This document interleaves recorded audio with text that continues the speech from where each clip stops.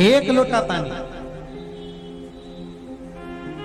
बेलपत्री आप शिवलिंग पर पहले चढ़ा रहे हैं, उसके बाद जल चढ़ा रहे हैं। दूसरा, जल चढ़ाने के बाद बेलपत्र चढ़ा रहे हैं। ये दो अलग अलग क्रम है शंकर भगवान की पूजन के। आप समझ लीजिएगा जरा, ये प्रसंग कभी नहीं आया, आज आया है तो उसको समझ।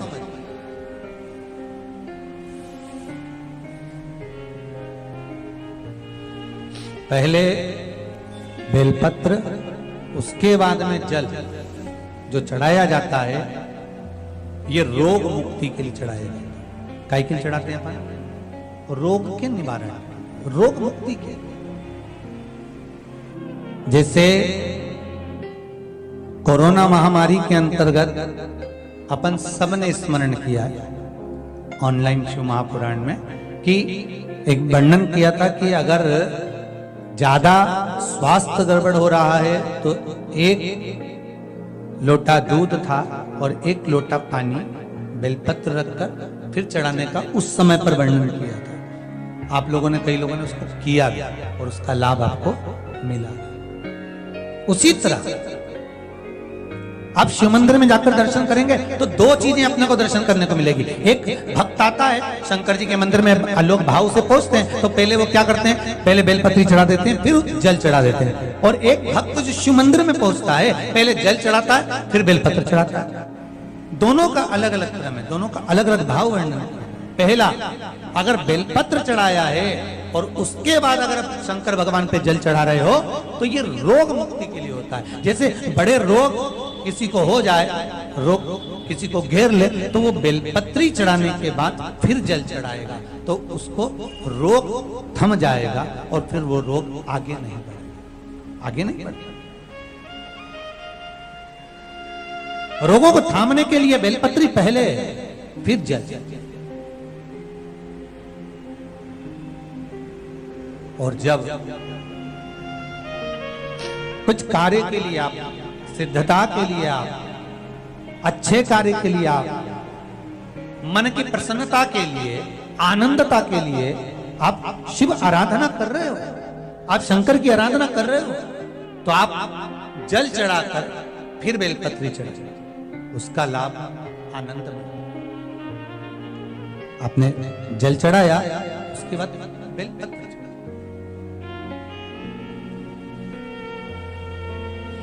बस एक बात का स्मरण आपको होना चाहिए शिव महापुराण का, कि जब भी आप भगवान शंकर को बेलपत्र चढ़ाते हैं, बेलपत्र समर्पित करते हैं, बेलपत्र समर्पित करते समय प्रयास करा करें कि ये बेलपत्र को जब भी आप समर्पित करें, प्रयास करें कि बीच की जो पत्ती होती है बेलपत्र की, मध्य की जो पत्ती होती है, उसको अंगुष्ठ से पकड़ा जाए। उसके बाद में आप फिर बेलपत्री को शिव पर समर्पित करें, प्रयास करें।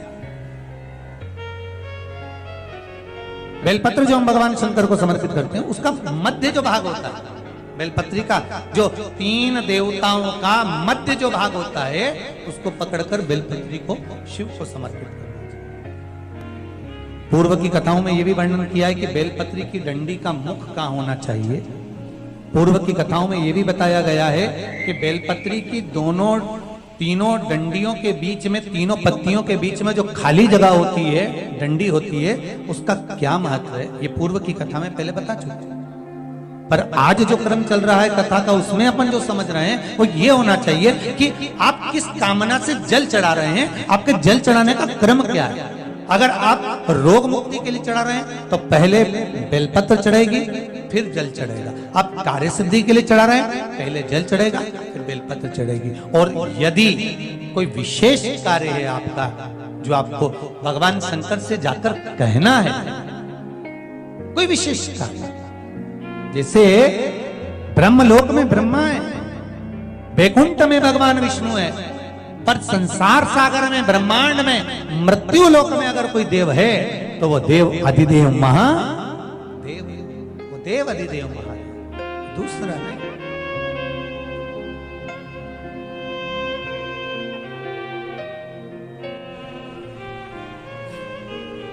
कोई दूसरा नहीं है।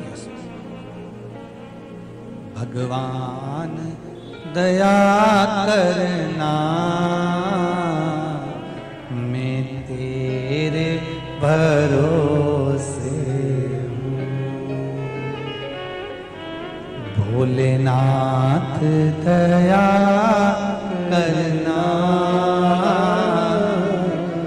मैं तेरे भरोसे हूँ। ना घर के भरोसे हूँ, ना परिवार के भरोसे हूँ। सब गाइए। ना घर के भरोसे हूँ, ना परिवार के भरोसे हूँ।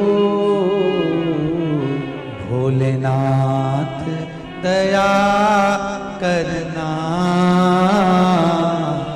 मैं तेरे भरोसे हूँ। भोलेनाथ दया करना, मैं तेरे भरोसे हूँ। जिसको एक भरोसा होता है, शंकर का, भगवान का एक भरोसा होता है, डिगता नहीं है, डिगता नहीं है। ना इनके भरोसे हूँ, ना उनके भरोसे हूँ, ना इनके भरोसे हूँ, ना उनके भरोसे हूँ। भोलेनाथ दया करना, मैं तेरे भरोसे हूँ। भोलेनाथ